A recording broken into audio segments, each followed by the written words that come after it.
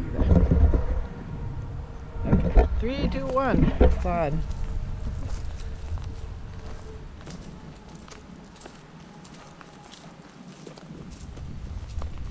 Yeah, so what did Jamie say about this project? What do you guys know already? That he wants us to show our partnership and really get the word out, because this is super exciting time with the lands being connected. Makes it, you know, gives us a lot more options. Right, it's accessible for the first time. Yeah. So he was mentioning that obviously a school bus could maybe load and unload from the road right now, but it would be a little tight to turn around in that parking lot. Oh, Right yeah. here. Yeah, back there. Yeah. Yeah. You certainly can't drive down this. No. So one of the aspirations maybe will be to make this, you know, a gravel road, or maybe even a paved road someday, I guess, but a gravel to start. Where the bus could come all the way down to the conjunction where the kids wouldn't have to walk from the road. Right. Because this is quite a hike. Yeah, and he had mentioned like even the thoughts of like an environmental learning center or buildings and all the. Yeah, when you have kids somewhere, right, you're going to need to have a place for them to go to the bathroom, whether that's bringing in a porta-san and having that serviced or whatever, right? Yeah. Inclement weather. Yep. Consideration too. Yep. That is nice.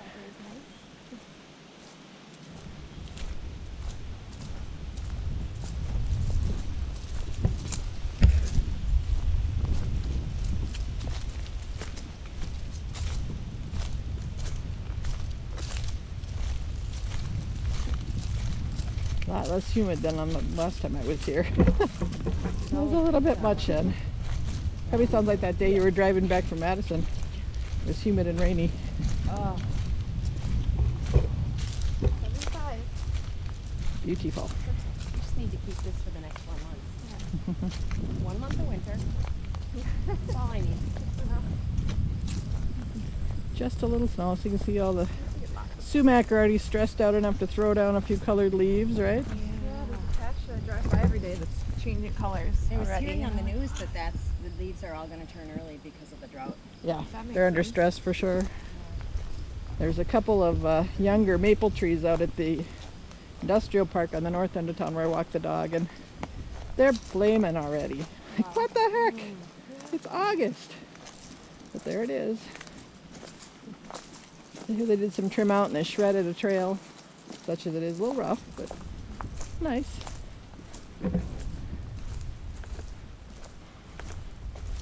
And there's one of the properties here has got an access, so there's a boundary marker right there.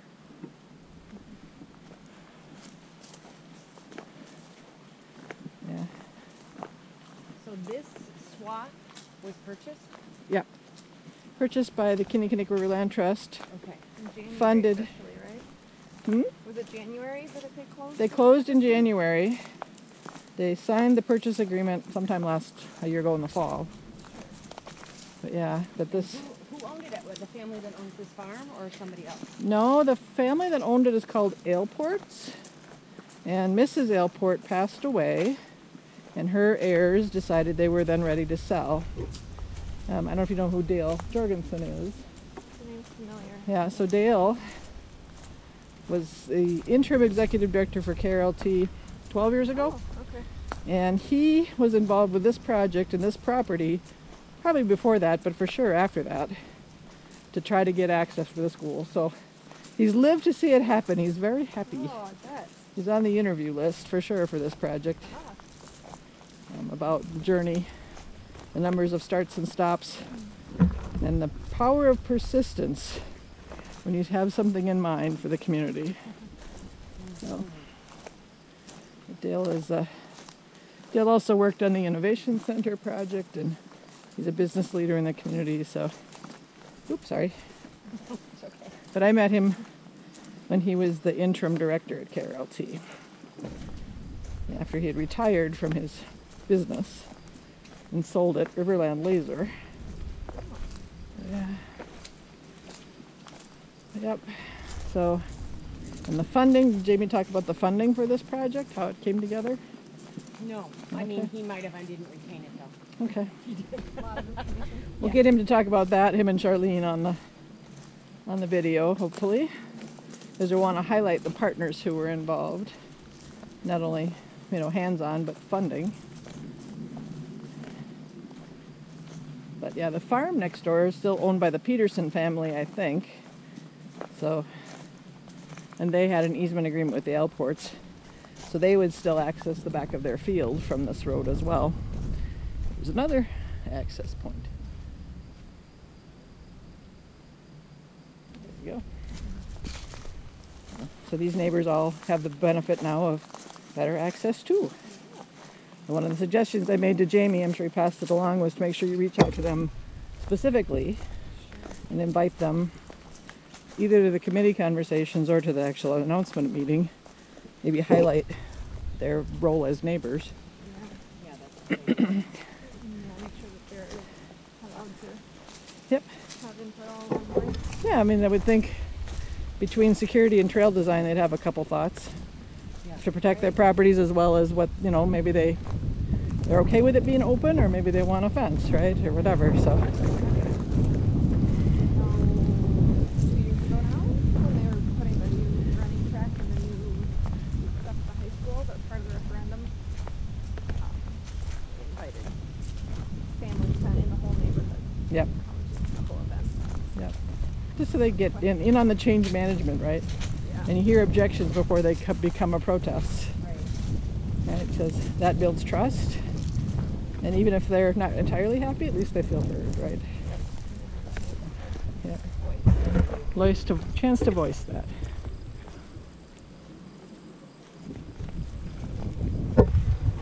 We should just buy this place. They've got a barn. Yeah. Wouldn't that be handy? It would be handy. And a trail. And run right down to the dog park. And a dog park. You're exactly Make right. them an offer. I'm sure it would be right in my ballpark of affordability. Yeah. You never know. Neighborhood is awesome. Yeah, it's nice and Yeah. quiet here. Close to town, but Is that the road we were just on then? With you? No, this is a cul-de-sac. Okay. It actually goes in a big U through the neighborhood off of County Ave. Silver lives out there. Somebody's brand new. Okay.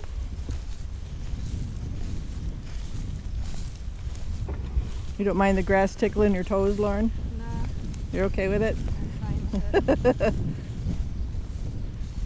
keep my eyes open for nettles and stuff.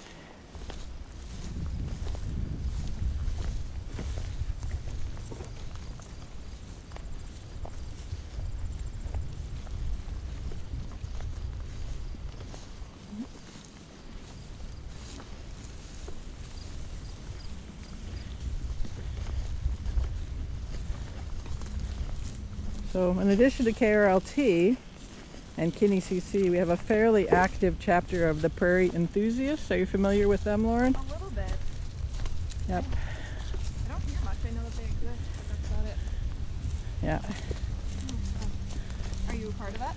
I am a member for a couple reasons, but yeah. And they've got a management agreement with the city to manage the Foster Conservancy and the Foster Cemetery, Okay. just southwest of the sewer treatment plant. Yeah, I've always heard that's a neat. It's a neat space.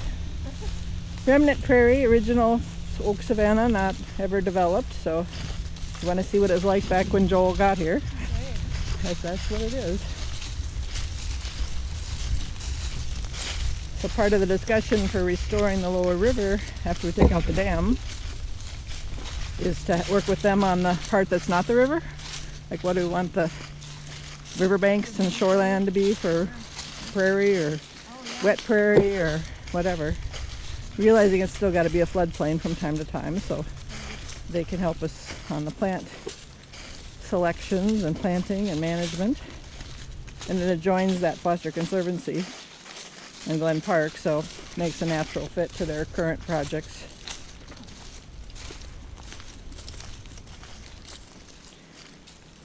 Another side of the project that Yep. I might not think of.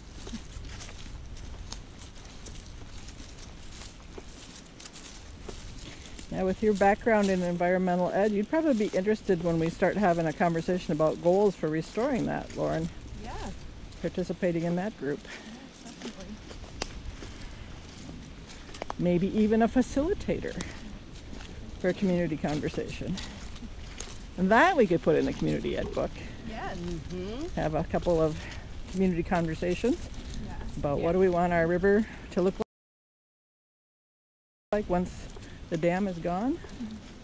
We have a high level plan, but we need more detailed goals. Yeah, So definitely. there's a few things down here that are pretty far away from home. You know, foundation rocks and chunks of, I don't know why, but asphalt. Yeah. So at some point something here was somehow developed. Gone now.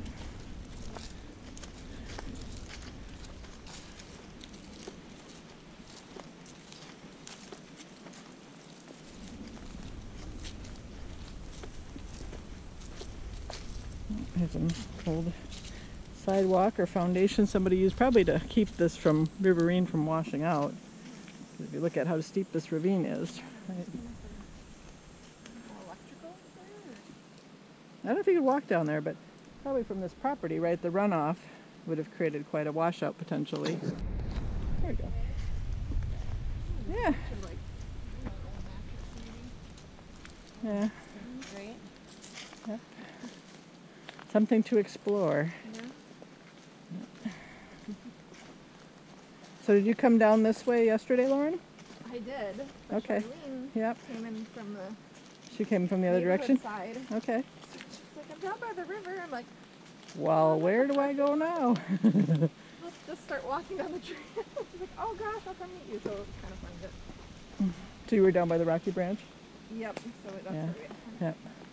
Because the part of their property includes the confluence, I think. They don't have much riverfront, but they have a little.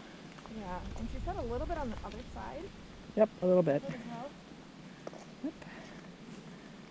well. So here we are in the clearing where the two pieces of property come together. As you can see, KRLT's been working on their signage. And then they put up their boundary markers. She said somebody donated, I don't know if it was the Renaissance Academy or what. They bitten even. Yeah. Yeah. That's cool. So work in this space, right, would be like this is a nice aspen clearing, right, getting rid of some of the other invasive, and they've already opened it up some, but you know, some things for kids to do. Do that. Yeah. Now Jamie and I, when we were here, went straight up the hill into the meadow. Is that what you want to do? Sure. Yeah, I haven't been up that way. Okay, how about you? I'm good. Okay. Yeah.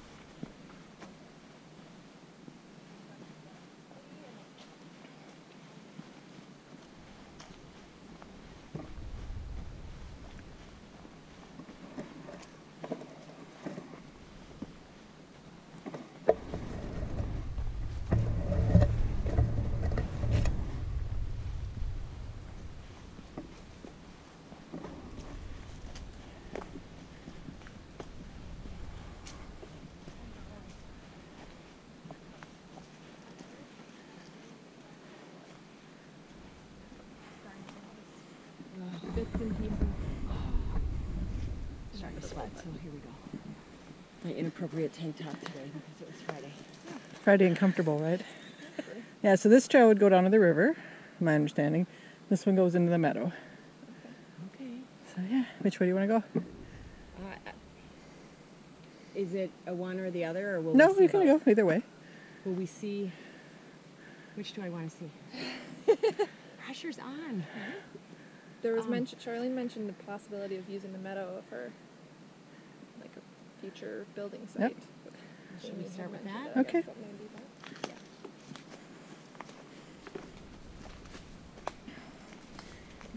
Feather souvenirs available for rent. It looks like a goose or an eagle.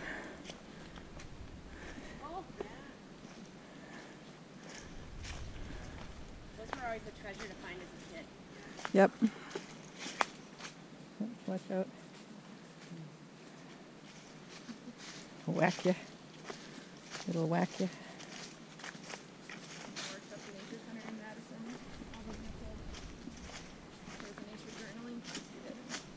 They're young kids. They had part of the grant or whatever. They had to write journals every day. Another trail there. Looks like more like a deer trail. Not quite so developed. I found FEDH.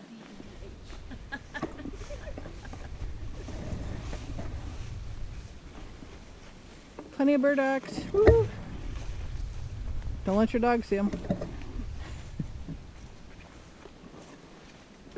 What are those called? Burdocks? The stickleburs, right? Oh, yeah. Yep. They aren't brown yet, but they'll stick to you anyway. Raspberry, very pokey.